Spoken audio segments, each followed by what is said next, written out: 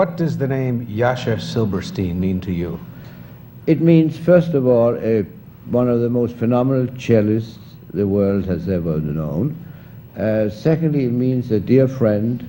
And thirdly, it means that he's on this show.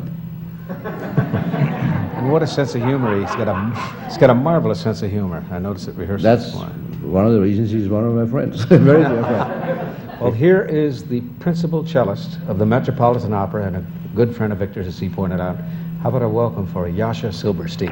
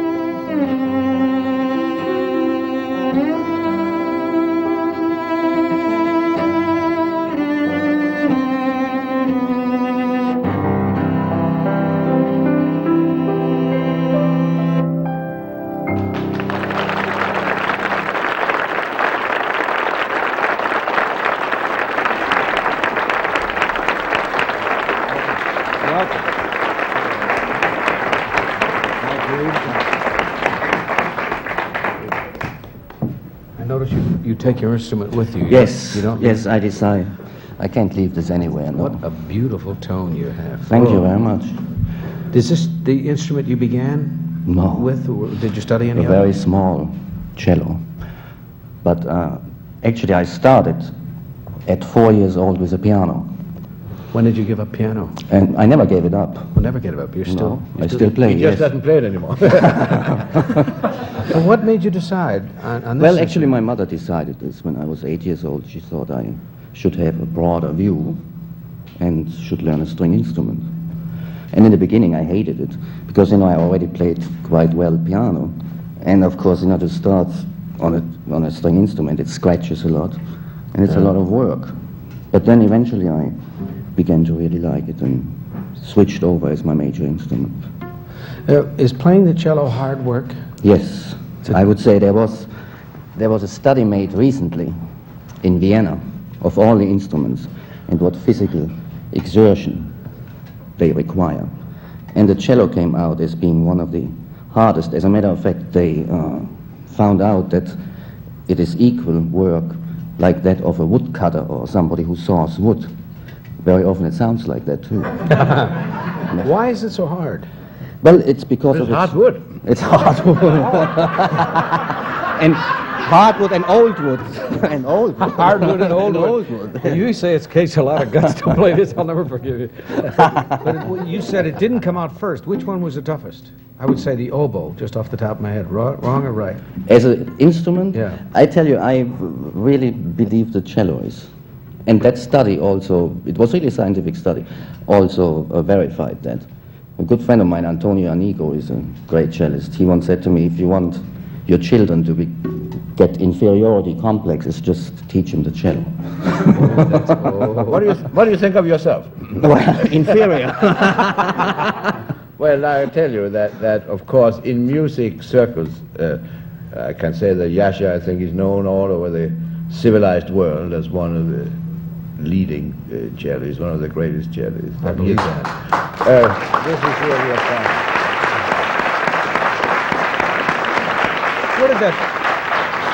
Where did that term come from? Music circles. Why circle? Because music is stands for an awful lot of things. Music, to begin with, of course, is just a kind of noise. You know, any sound is music. But there are different categories of music, of course.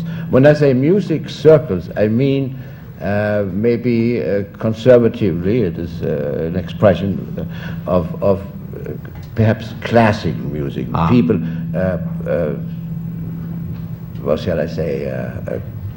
Well, of the classical school rather than the modern, any kind of modern sound in music. Do you appreciate today's music? Yes, not in my... You just heard somebody, it was marvelous. Not in my circle. But you My yourself, my music circle, unfortunately, is very often very square. is that why they say circle? Yeah, Because it's very square. Yeah. But do you listen to other types of music? Oh, absolutely. You Do see, to me, this split between so-called serious and popular music does not exist. And I find it's an invention of this century, and it's one of the many bad inventions of this century. You see, there's only one thing, one or two things. There's good music and there's bad music. There's well-performed music and there's not well-performed music. For instance, I mean, I would say I play serious music. What do you do? Play unserious music? You know, I mean, it does. But it do does you not ever make sense. do what some of our guys do when you're in a place where you are? I mean, you're with the Metropolitan. Do you ever go out and sit down and play jazz? Oh, or yes. jam? As a matter of fact, I made my debut in New York in the Carnegie Tavern. Not in Carnegie Hall, but in the tavern. Carnegie Tavern. Oh, yeah. I'll give you the line. How do you get to Carnegie Hall? Practice. Practice. How do you get to the Carnegie Tavern? Drink. It's the greatest. How do you get out to get drunk? Where did you meet this man? We met on a very serious symphony hall stage in Indianapolis. And he was conducting the Indianapolis Symphony, and I was the soloist in a very difficult and unknown work, unknown to the orchestra, and a 19th century virtuoso cello concerto by Goltermann. And I can only tell you that this man is quite a conductor. I was absolutely amazed. He knew the piece backwards, he also knew it forwards, which is important, you know, it's very Would have important. sounded very strange the other way, yes. Very im- Sideways. And and you see, it's really a test for a conductor. You know, today with the virtuoso orchestras you have, anybody can get in front of an orchestra and conduct a major work, Beethoven, Eroica Symphony. The orchestra knows it by memory. Yeah. But to conduct a concerto, first of all, which is unknown, and to accompany a soloist, that shows where a conductor is really worth his salt, because he can't wave his stick around and do all kinds of freedom things. He has to follow the soloist, Exactly. hopefully. Would you and Victor Doesn't- test your friendship and do something together? What? Play? What will you? I wanted to ask you. I wanted to ask you what you're going to play, but first I want to ask you what you just played. What I just played was an aria from an actually unknown opera, Fedora by Giordano. And the opera is not very good, but this Oh, one it's aria is beautiful. fantastic, Lovely. and you know. What will you do together now? Play, I guess. I'm not going to carry Why not? What will you play? It's Whatever comes, I don't know. What? Will you play the think- one you rehearsed? Well, I hope? we used to do some improvisations together, but maybe, I don't know, you do the Danish lullaby? yeah, Or why would you not? rather? Yes. Well, now since we It's very had beautiful. fun in the beginning of the show about my mother, which I'm not really keen on, you know, it's kind of the things that I did because I thought it would be fun, but I think there are certain sacred matters in life. But on the other hand, I think that you are not bound by any borders of dignity or whatever you wish to call it. So I was thinking of a lullaby that a great Danish composer wrote, and which happened to be my mother's favorite, and she played it for me often. Ah, that's lovely. Yeah. Gentlemen?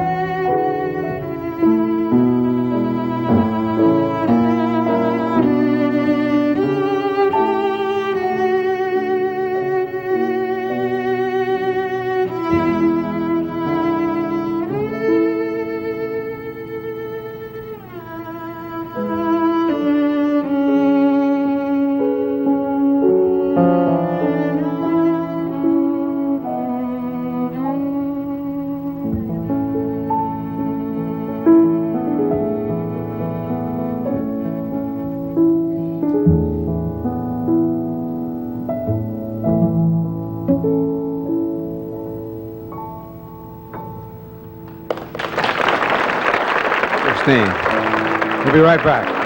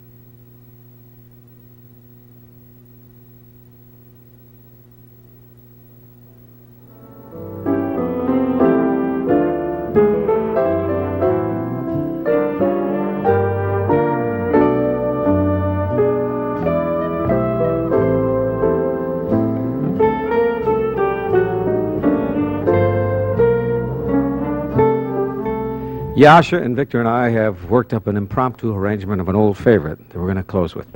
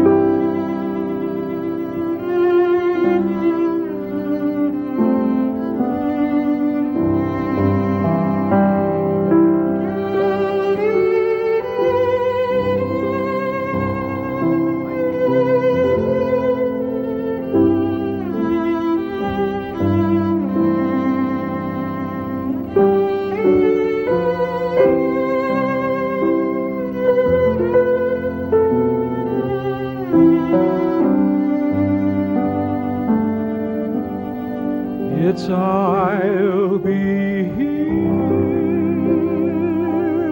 in sunshine or in shadow.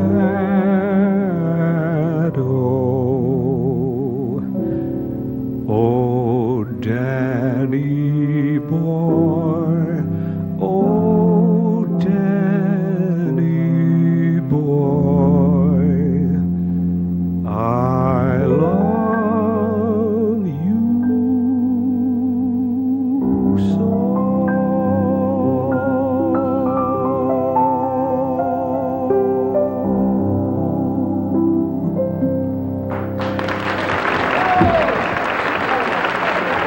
My thanks to Burt Reynolds, Liza Minnelli, Gene Hackman, Jascha Silberstein, Mike Reed, and Victor Borge. See you tomorrow. Promotional fee paid by Delta Airlines. Next trip, fly Delta, the airline run by professionals. We take off from 90 cities every day. Delta is ready when you are.